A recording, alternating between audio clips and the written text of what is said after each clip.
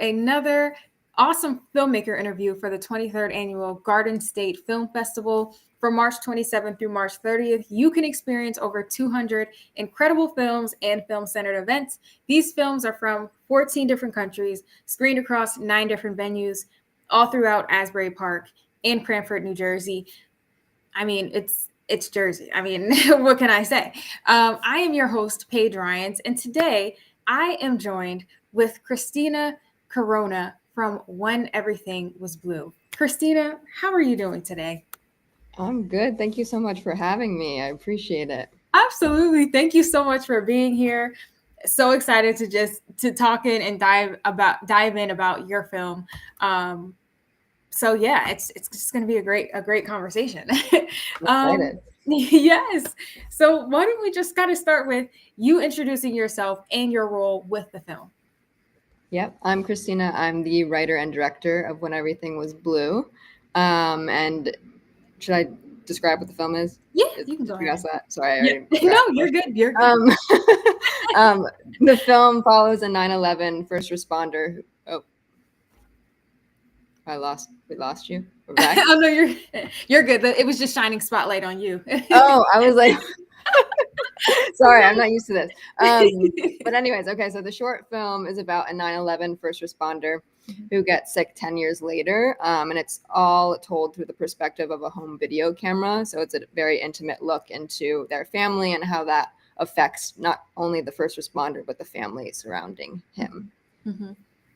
Yeah, I mean, it was, you mentioned even just like how the filmmaking style of the home video. Talk a little bit about that and like your inspiration of approaching this film, because I mean, it's such an important story. Yeah. Yeah, just touch a little, yeah, to just talk a little bit about like your approach to doing the home video filmmaking style. Yeah, I mean, there's two kind of big reasons. One, I actually carry like a handy cam everywhere I go. So like I kind of view the world through that lens in general. But the other reason is because I think it's really hard to really grasp how many people are affected by numbers. Like I think it communicates it. Like for example, 30,000 people are sick with 9/11 related cancers. And so like you see that number and you're like, whoa, that's a lot of people. But you don't really grasp like what the experience is. And I felt like the most intimate way to show that would be from the lens of a camera within someone's house, and allowing it to unfold in a very natural way. Yeah, for sure. And I think that even it speaks to just like the technology advancement, like back then, and just kind of like in the earlier 2000s, like that's kind of the quality that you would expect. So I feel like that definitely puts the audience there. Yeah. What inspired you to kind of like tell this story of just kind of like the storytelling, the journey, and then kind of like the years later and after? Yeah. I mean, so I grew up right outside New York in Connecticut. And so my dad actually worked in the city in 2001, and he was supposed to be at World Trade Center that day, but thankfully was not. And my mom was a social worker at the time. And so after 9/11, she was helping families who had lost people that day. And so it was kind of something that was always in a conversation around me as a kid. I was 8 at the time. And then when I learned that people were getting sick, like 10 years later, I started interviewing people around the area. And I was introduced to John Fiel, who is an amazing advocate, and was a first responder that day. And he's been going down to DC, kind of trying to push to get resources for all of these people. And once I spoke with him, I was like, wow, it became less of like a want to tell a story, but like a need to. And because I feel like not everyone knows that there's this many people who are getting sick from just living or being down there afterwards. Yeah. I think there's so much like media about like, you know, just information about 9/11. And I think it's so I think it's very like original and unique unique to tackle it from like a like after the effects, like the long term, and just kind of see like really like the just seeing that visual effect like after the fact, you know? Yeah, I feel like we've seen a lot of the day. There's a lot of movies and coverage on that. I think there's less coverage on the aftermath. And so that was really important to me to really emphasize like the aftermath of it versus the day. Absolutely. Absolutely. And what was that filmmaking process like for you? Like, how did you kind of seek out who you wanted in a film and everything like that? Yeah, so it's a narrative. So we wrote the script, and we went through like a normal casting process. I hired a casting director, and I really wanted to create like a real family, Yeah. like with Yeah. strangers, and that's really hard to do in like a really brief time. So we kind of built it around Luke, who is the first responder, and hit Bryant Carroll, who plays Luke. He was the first audition tape I saw. Um, and then I went through all the others, and I just kept like thinking, going back to him like Yeah. over and over and over. And so I was like, okay, I think this means something. And so he actually was a big part of the casting process. He came on auditions, and like we just made a lot of effort into the like kind of chemistry of it. And so that was kind of the first step. And then for rehearsal day, I actually had the family, like the actors, play board games for the first half of the day, because it was far more important for me that they felt like a real family versus like knowing their lines. I didn't really like care about if they kind of ad-libbed a little bit and like Yeah. whatever. I think the essence of them being a family was more important. And so that's kind of how we approached it from that perspective.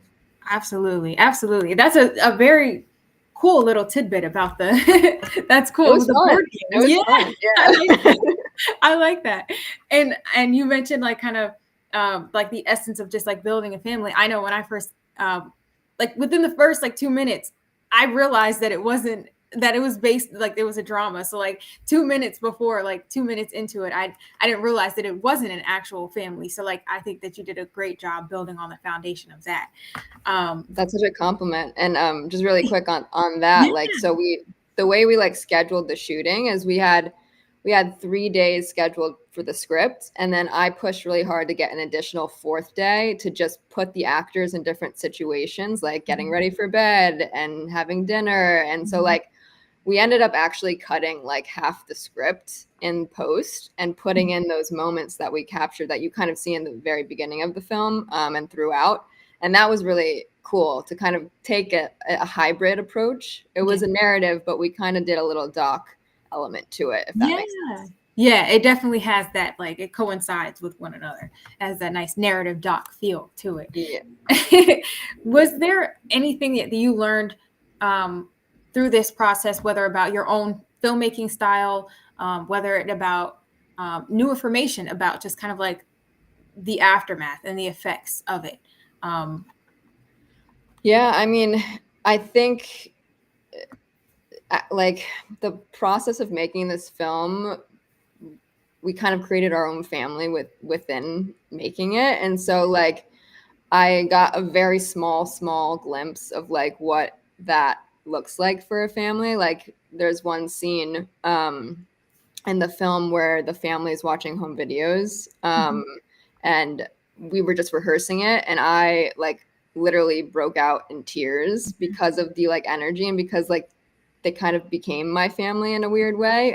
So it just kind of put perspective put it in perspective how hard it is for these families, dealing with all of this, not just from like a financial perspective but an emotional perspective.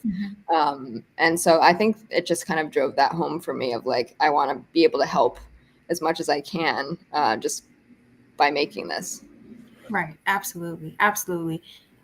And what do you hope for? This is kind of like a double question, but like, what do you hope that audiences are able to like take away from this film, because it's essentially like also a love letter to those that are still like struggling with the effects of it many years later. So like what is your kind of like ode to just anyone that gets the chance, hope you'll be able to screen this, but like at the festival, just for audiences that watch it?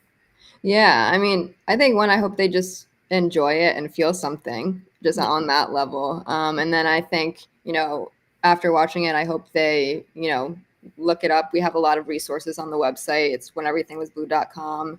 And there's ways you can, whether it's donating or volunteering or doing advocacy. There's a foundation that I really love, Feel Good Foundation, and they just were in DC restoring the 20% that Trump cut for first responders, and now they're going back to raise $3 billion to continue treating these people. So I think just I would say, one, feel something, and two, maybe check out the resources and see if there's a way that you guys can help. Absolutely. Absolutely. There's definitely a lot that I was able to even learn through this process. So I'm, I think it's definitely, it will reach audiences. Do you have any future plans for this film? Any future festivals? Just kind of like, where is that? Where are you with that? Yeah, we're at like the very beginning of our festival run. So I'm going to Cleveland this weekend for a festival. We're going to Phoenix, Washington, California. So we're just starting it. I don't know where it's going to go, but I just want to get it out in front of as many people as possible. And so that's kind of the number one initiative right now. Yeah, for sure. For sure. Yeah. Was there anything in this process? Well, I'm sure there most likely, but like, what was your favorite part of it?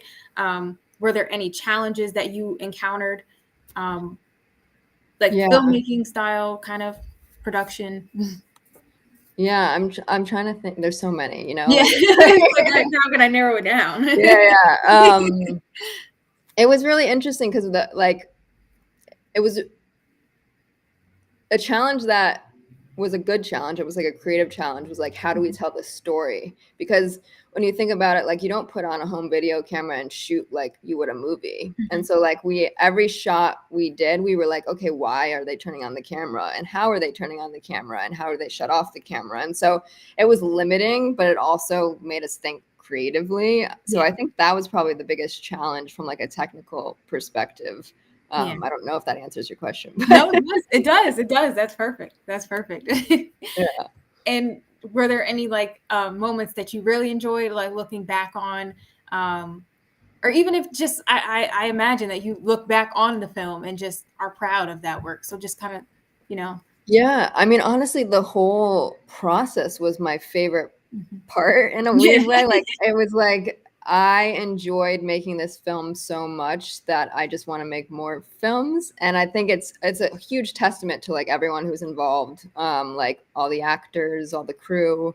And I think that, yeah, it was just a beautiful experience. It felt, there's this one moment that was really, really special that happened, so like I said, I interviewed a bunch of people who were affected before writing the script. And there was a scene that we actually ultimately cut from the film, which was in a cemetery. And we picked a spot where we wanted to film. And I was just walking around, like pacing. And right next to where we chose to shoot was a gravestone for the first person I've ever interviewed, her husband. That was his grave. And so it was kind of like a serendipitous like nod to like what we were doing. And so I think that was probably the most impactful moment from like a very spiritual perspective. Wow. It's like divinely guided. Like everything just kind of like was meant to happen that way. Yeah. Exactly. Wow. That's amazing. I mean, I'm just amazed of just the whole process. I'm still stuck on the board games. I mean, that's like that was really fun. I would do that again, even if it doesn't make sense for a film. I think it was a great approach. Like, it's definitely one of that I knew, but I think it's great. Any particular like favorite board games that were like a favorite amongst the family in the film?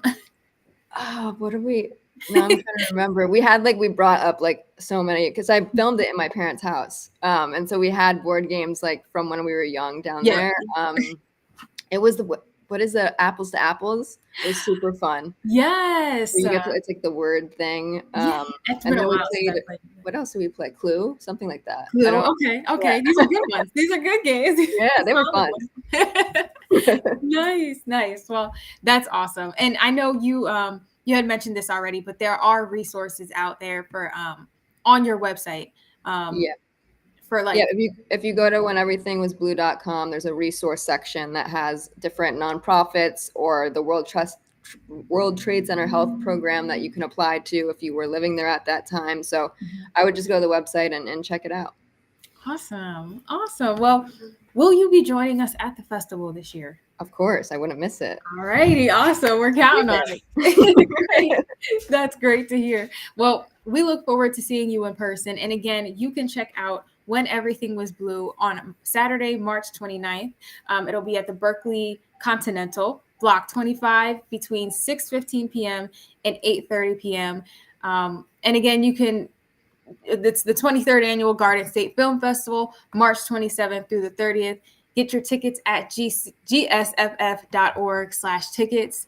And yeah, I mean, we're just, thank you, Christina, for just such a great conversation and just for being here today. Thank you so much for having me. I'm so excited for the festival. You're so welcome. And thank you for just sharing this incredible film. I mean, truly, it's amazing. So thank you for sharing it with us. And we're so happy to have it as a part of the festival this year. So I'm honored. Thank you. Yes. We'll see you at the festival, okay? All right. See you All soon. right. Take care. Bye.